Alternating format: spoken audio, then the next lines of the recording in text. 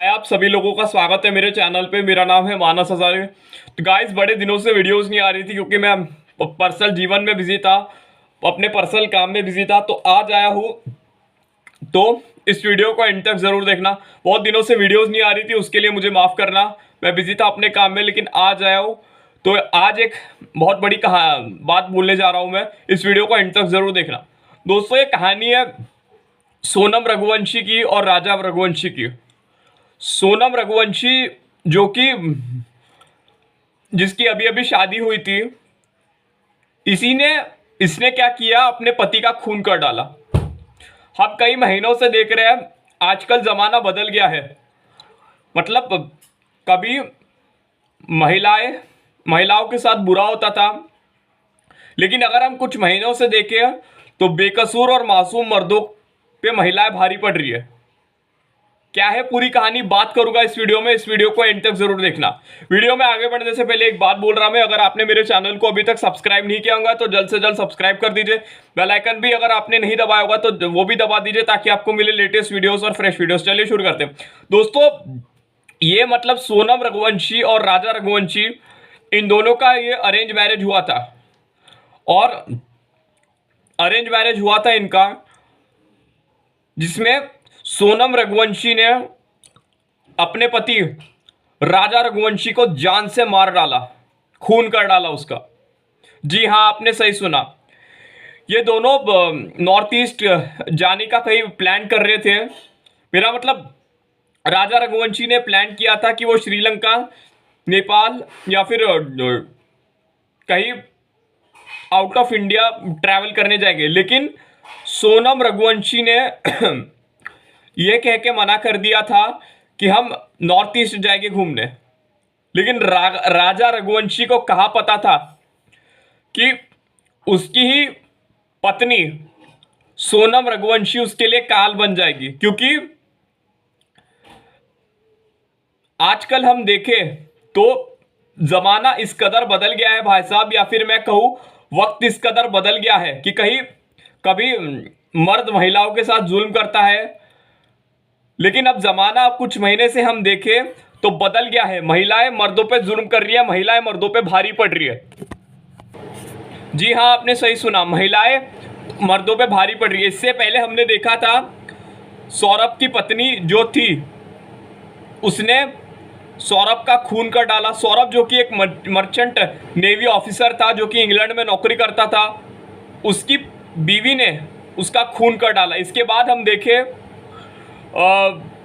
अतुल सुभाष का, तो आपको पता ही होगा, अतुल सुभाष की बीवी ने उसको इतना हरास किया, इतना परेशान किया कि अतुल ने भी फिर अंत में खुदकुशी करना ही सही समझा। और एक और बंदा है, इसका नाम पता नहीं है मेरे को, ये कौन है इसका नाम भी नहीं पता, ये भी अपनी बीवी का शिकार हुआ है। और अभी अभी बहुत बड़ा शिकार हुआ है, तो वो हुआ है राजा रघुवंशी, जो कि अपनी बीवी का शिकार हुआ है।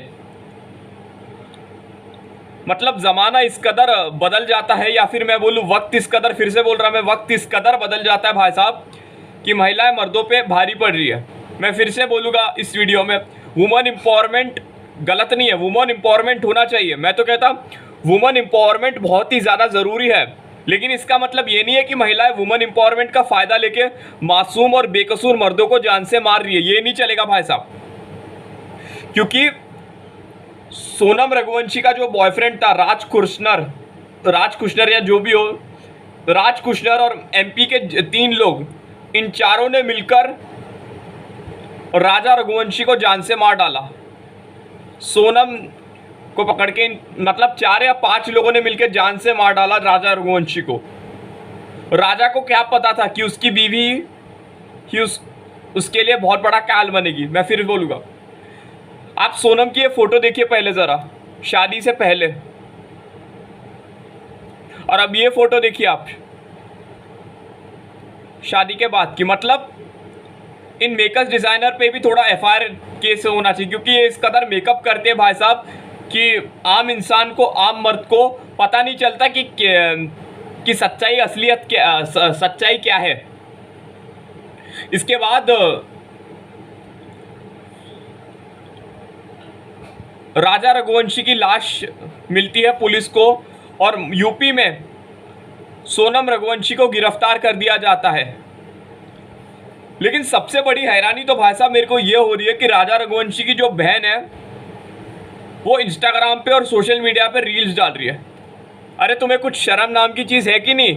तुम्हें कुछ इंसानियत नाम की चीज़ है कि नहीं? तुम्हारे भाई का खून कर दिया गया है, तुम्हारे भाई की हत्या कर दी गई है और तुम इंस्टाग्राम में और सोशल मीडिया में रील्स और ये फ़ोटो डाल रहे हो। कुछ इंसानियत बची है क्या तुम में? मैं राजा रघुवंशी की बहन को ये बोलना चाहूँगा कि बची है क्या कुछ तुम में इंसानियत? मतलब ये क्या हो रहा है? आप किसी को जान से मार दोगे, खून कर दोगे तो आप बच जाओगे? नहीं बच सकते भाई साहब, नहीं बच सकते। तुम जान लोगे, खून करोगे तो नहीं बच सकते। जहां देखे हम मर्दों को के साथ बुरा हो रहा है। हाँ ये बात है, बेटी बचाओ बेटी पढ़ाओ ये ज़रूरी है, लेकिन बेटों को भी बचाओ, क्योंकि वक्त इस कदर बदल जाता है भाई साहब कि समझ में नहीं आता क्या करना चाहिए क्या नहीं करना चाहिए।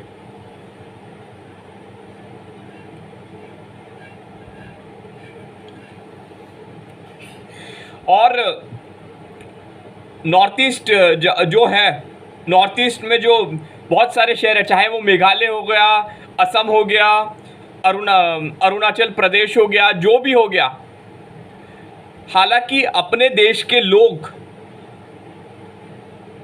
इनको बदनाम करते हैं। मतलब सोनम रघुवंशी का ये कहना था कि हम नॉर्थ ईस्ट जाएंगे, फिर नॉर्थ ईस्ट में जाके ऐसा करेंगे, तो इधर भाई साहब नॉर्थ ईस्ट के लोगों की छवि खराब की जाती है। बल्कि सच्चाई तो ये है भाई साहब, नॉर्थ ईस्ट के जितने भी लोग हैं वो बहुत ही नरम दिल के होते हैं, तरीके से बात करते हैं। मैं भी एक बार नॉर्थ ईस्ट घूमने जाऊंगा जब मेरे को वक्त मिला तो। और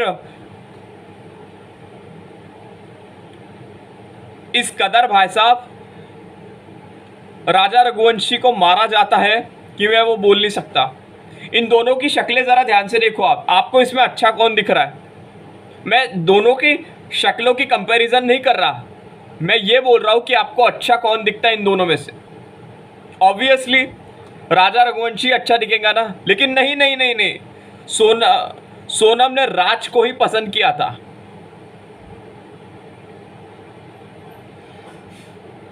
इसके बहुत सारे वजह है।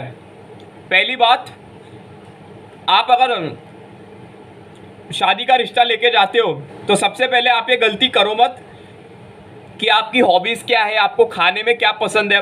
आप उसको ये पूछो कि आपका कोई बॉयफ्रेंड है कि नहीं है। अगर बॉयफ्रेंड सच्ची में होगा उसका तो रिश्ता तोड़ दो। दूसरी बात कि अगर आपकी शादी हो गई है और अगर आपके पास बॉयफ्रेंड है तो आप उसको भुला नहीं पा रहे हो तो डिवोर्स दे दो। तीसरा, तो आप अपने पति को छोड़ के चले जाओ। चौथा, अपने माँ बाप को ये बोलो कि मुझे नहीं करनी उससे शादी, मेरा पहले ही बॉयफ्रेंड है। चौथी वजह ये हो सकती है कि मेरा है बॉयफ्रेंड, मुझे नहीं करनी है शादी, साफ साफ कह दो आप। और